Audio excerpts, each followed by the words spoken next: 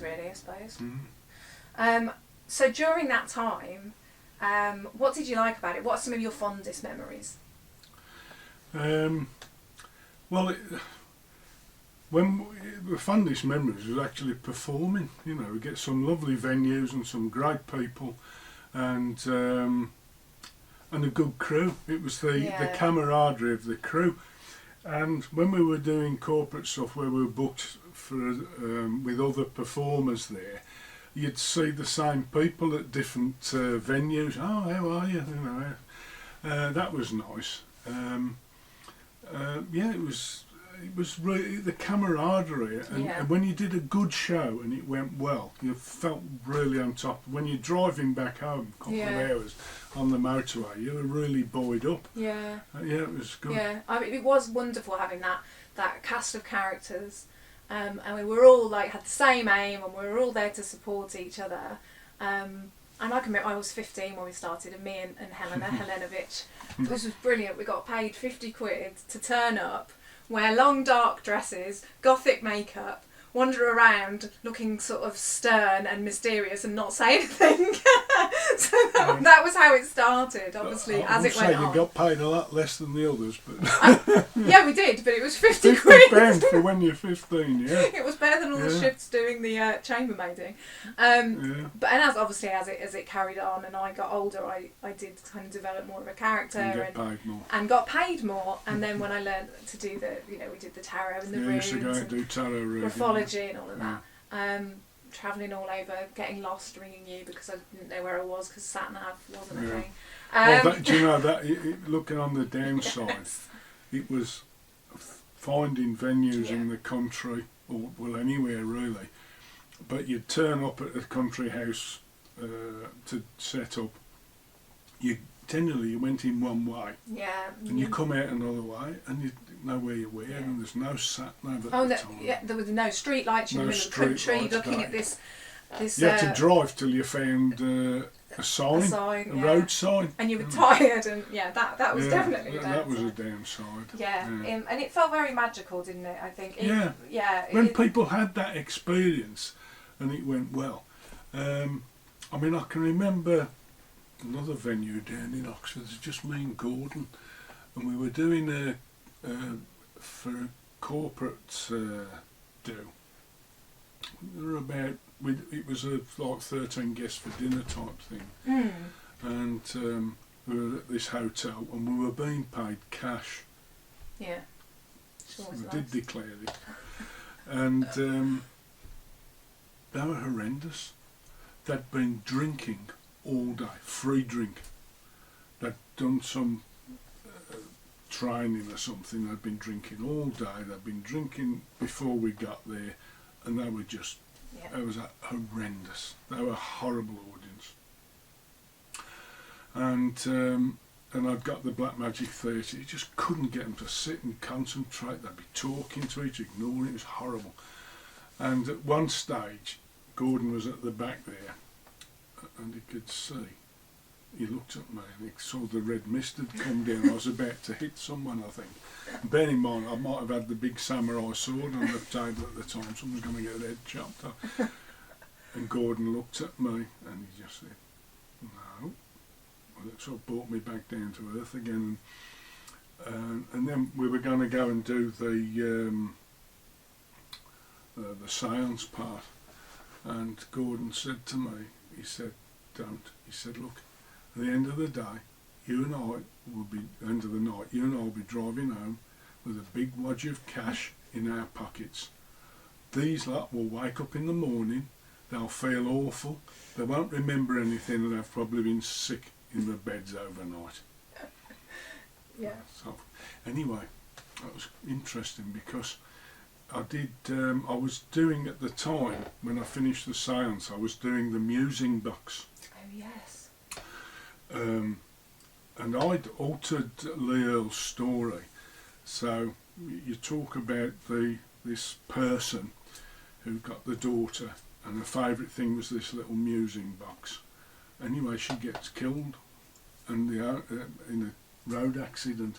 And as I'm telling the story, very subtly it changes for someone I'm talking about to actually being me. Yeah. And so they get this music box, and it was destroyed. And the only thing you got to remember them about was this music box, which in an accident gets broken. So I had to find a duplicate to remember them by.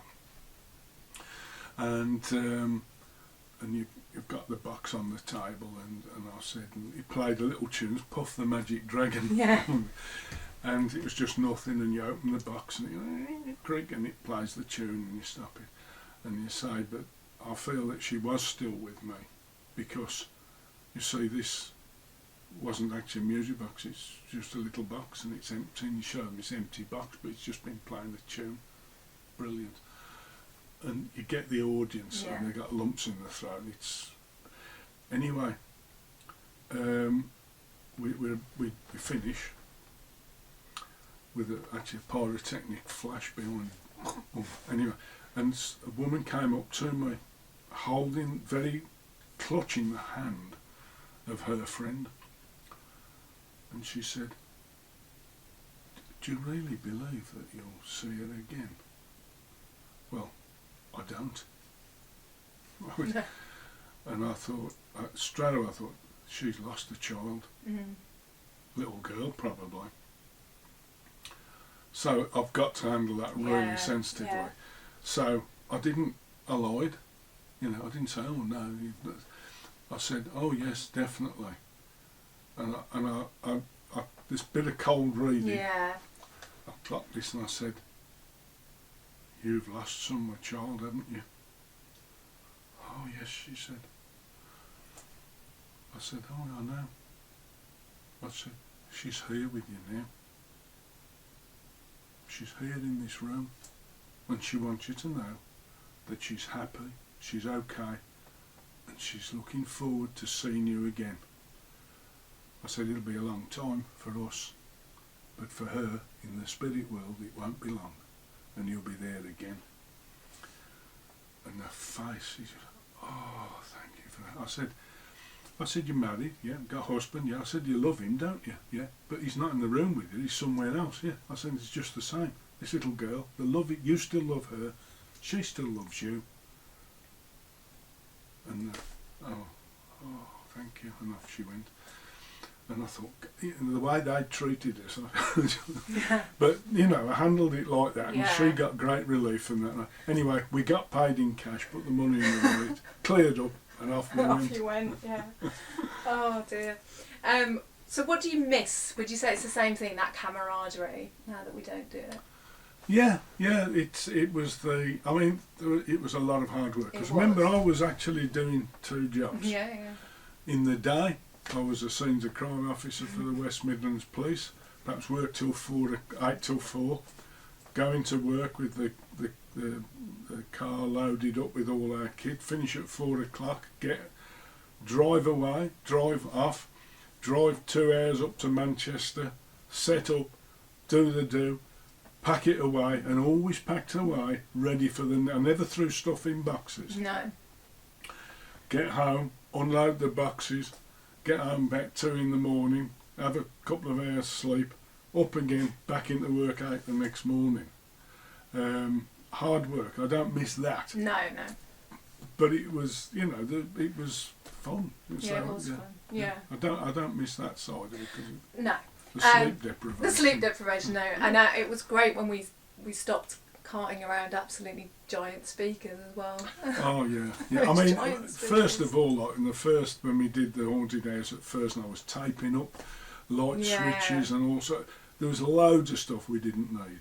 Yeah. I can remember the first sort of gig I ever did was at a pub out by Lichfield, and I was booked Halloween to go and do some magic. Yeah. So these sort of gigs outside of what we did ourselves. Yeah, this was before yeah. we did the haunted. Was that night. before? Yes, this was the first Okay. one I ever did. Ah. First paid gig I had Yeah. for doing bizarre magic, or magic for Halloween it was.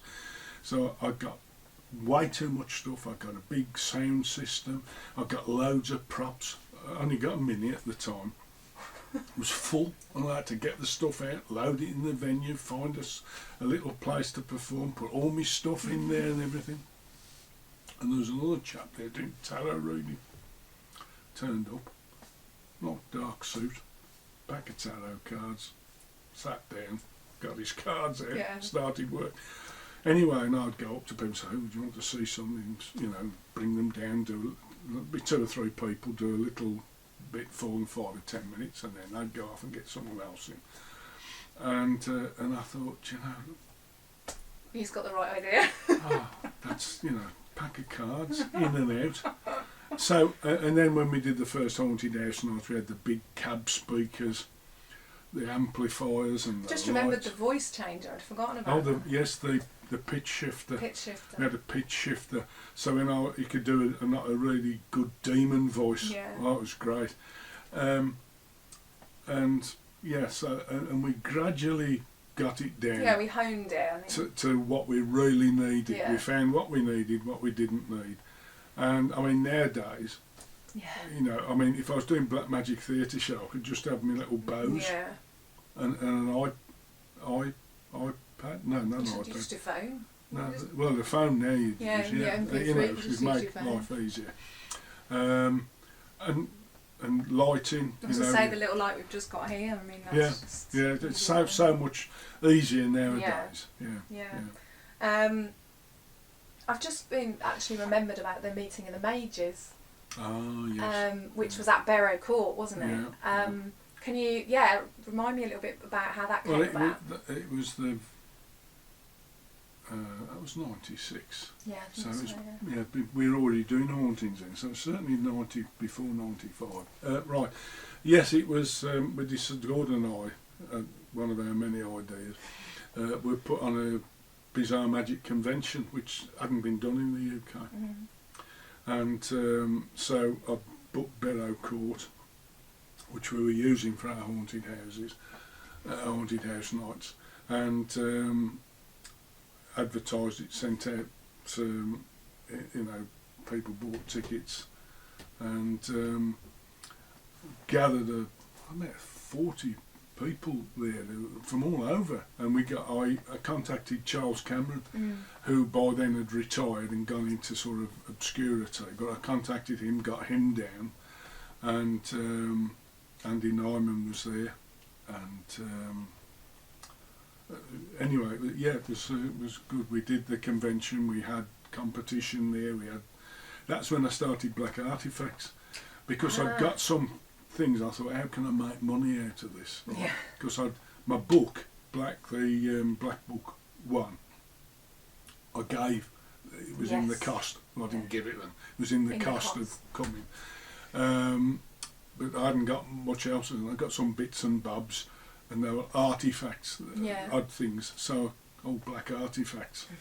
And I sold some of the stuff, and that's how I actually started Black Artifacts. What a brilliant segue into Black Artifacts. So, so that was about 96. So you did that at the meeting of the mages. So that then inspired you to carry on. So I'd done that, and then I was by then I'd joined the Wolverhampton Circle of Magicians, where Gordon was and Alec. And one of the members was